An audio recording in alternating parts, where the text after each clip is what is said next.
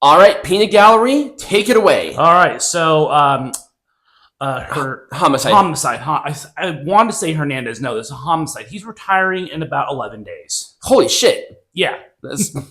His last match is going to be March 20th at Outlaw Wrestling's End of an Era event. Okay. So, yeah, he is going to no longer be wrestling. He's not going to be competing. He might still be part of wrestling, but he's not going to be competing. Oh, yeah, of course. I mean, the guy's been wrestling for like 40 years now. It's crazy of how long he's been wrestling. He was inducted into the Indie Wrestling Hall of Fame. Yep. Obviously, career in TNA, a career in Ring of Honor. He had some stuff with AEW. Mm-hmm. I don't think he ever did anything with WWE. I don't think he did either. But, he had a good career for what he did.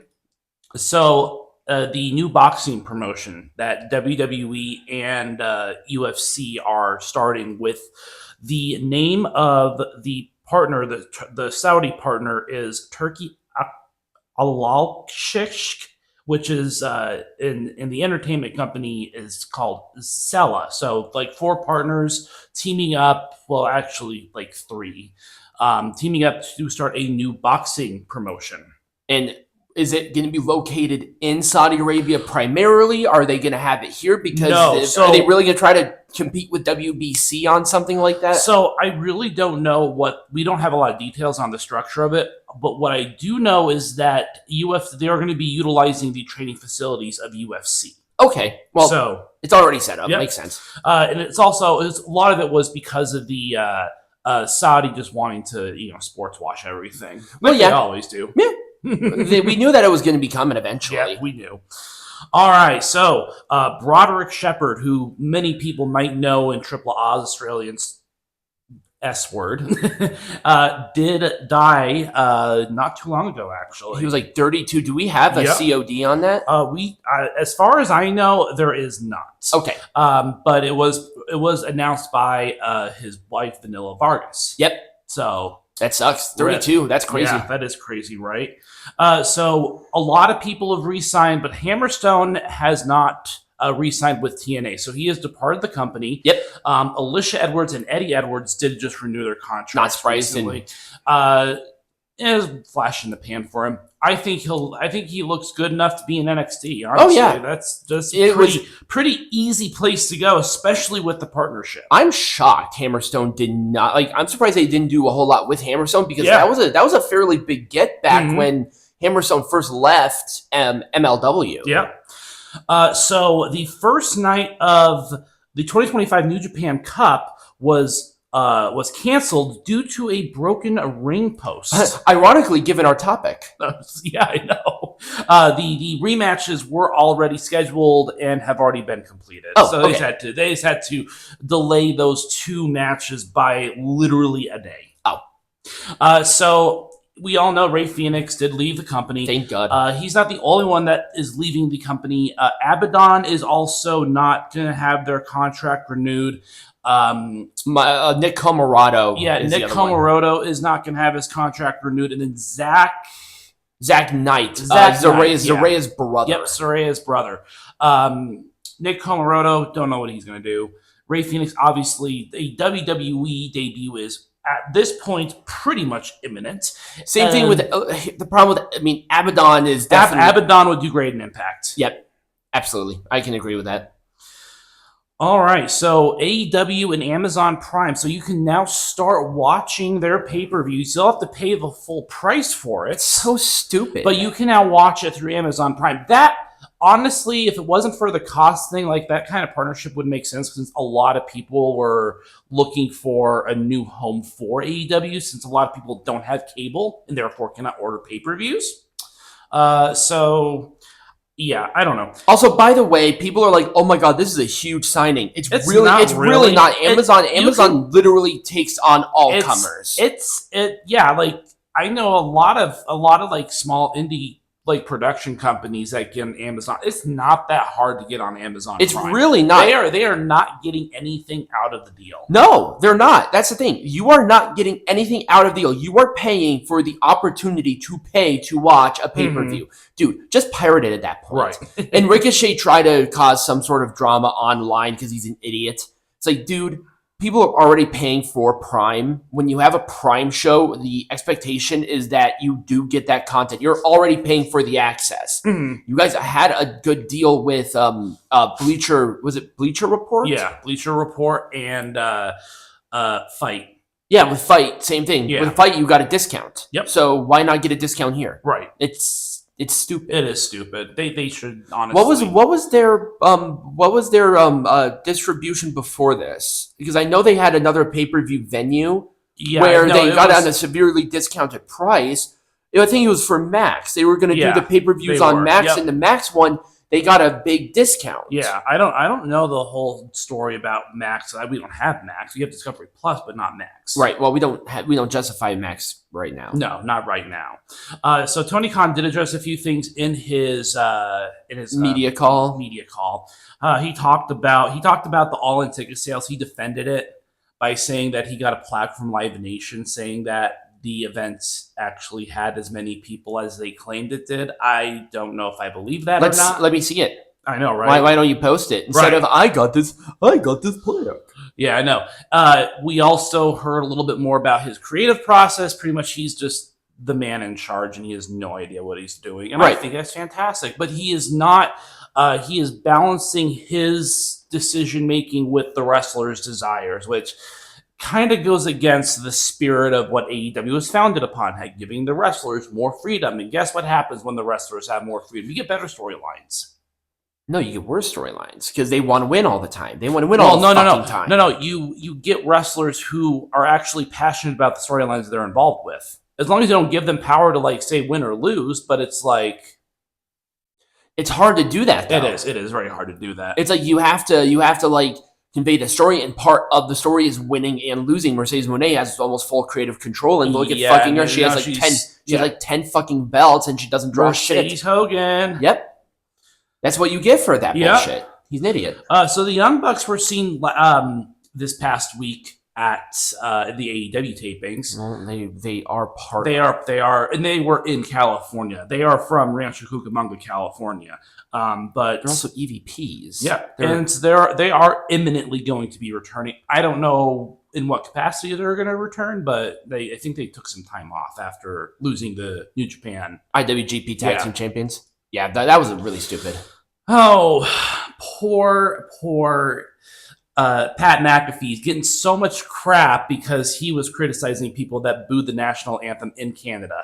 It was so, like, I don't know why they did the American national anthem in Canada. I thought that was really dumb. Because presumably it's an international thing. I don't know, because that wouldn't make any sense because, like... Yeah, they don't do that. It's not like the hockey team.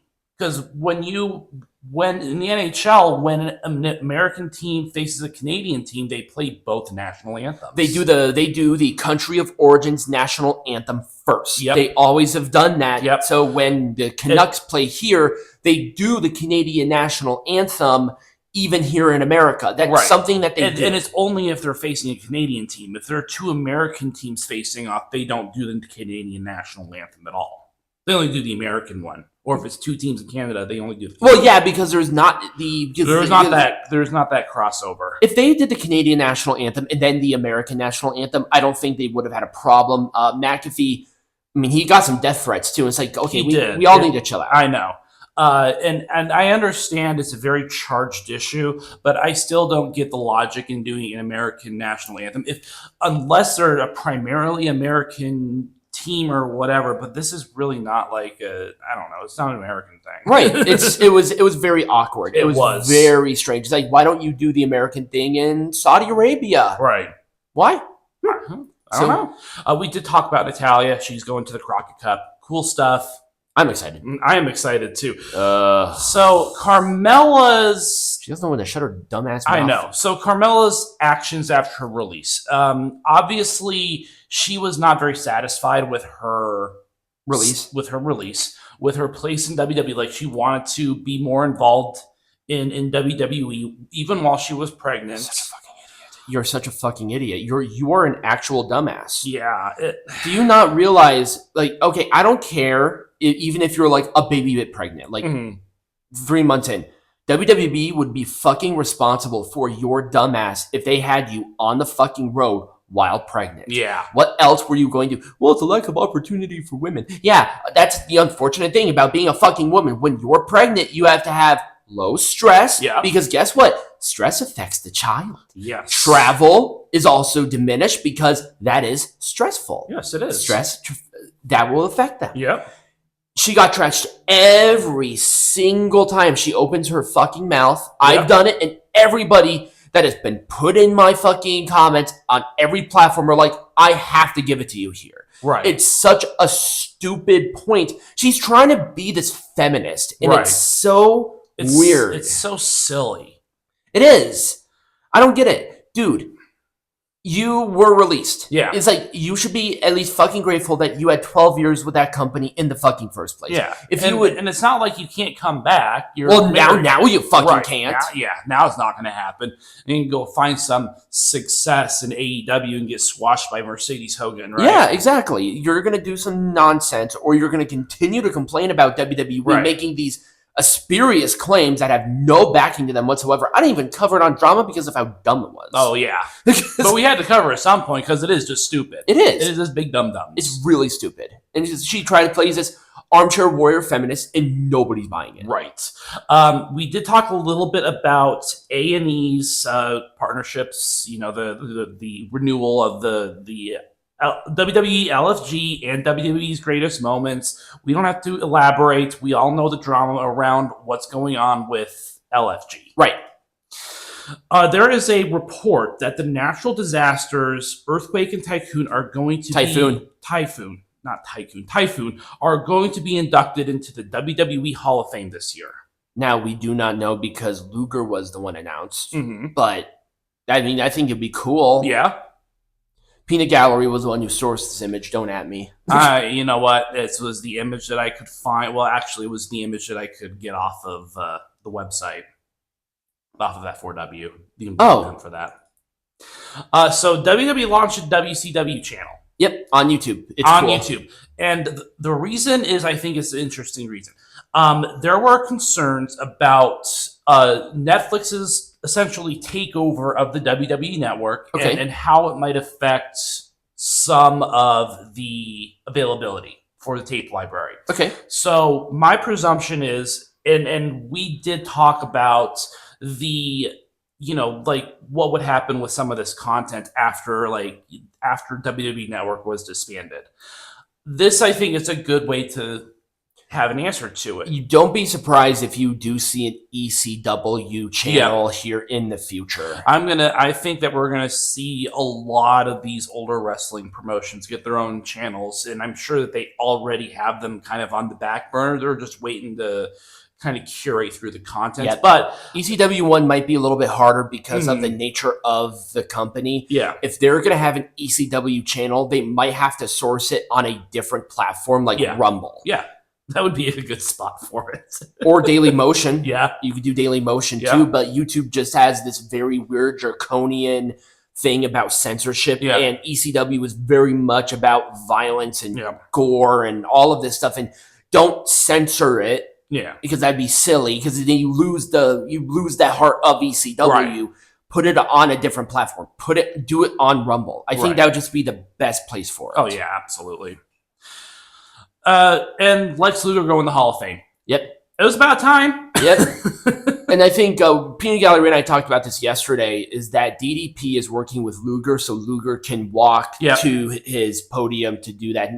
I've been watching the journey of Luger because I also do DDP yoga, and he's really been improving a lot, which is great. So let's hope he continues on that path. Yep. WWE has taken over Tampa on Memorial Day weekend. Ironically, the same exact weekend that AEW is doing one of their flagship shows. Which one is it? Is it Double or Nothing? Yeah, it's Double or Nothing. Yeah, they're in Arizona. They're in Arizona. They couldn't even get here again. I know. It's funny. But yeah, it's going to be good. John Cena will appear. Speaking of John Cena, originally he was not supposed to be the heel. The Rock really wanted to make Cody Rhodes heel for whatever reason. Yeah, I think actually Cena works better. I think so too.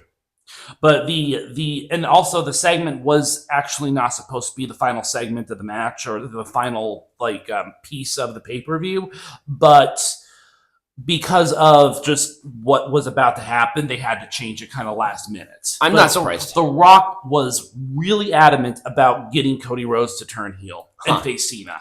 I wonder Cena would be the baby face. I'm pretty sure this was a board of directors decision on the voting power shifted in a different direction. Yeah, I think so. It's like he's only a board of director member. He's really not in full capability control. And honestly, I would much rather see Cena being heel because that is just John Cena is not a heel by nature. Right. He is the ultimate babyface. Right. And now he's a heel, and it was a big time heel thing. Yep. So there we go. That's all I got. All right. So when we come back, we have a topic, and it's going to be quite interesting. Yes.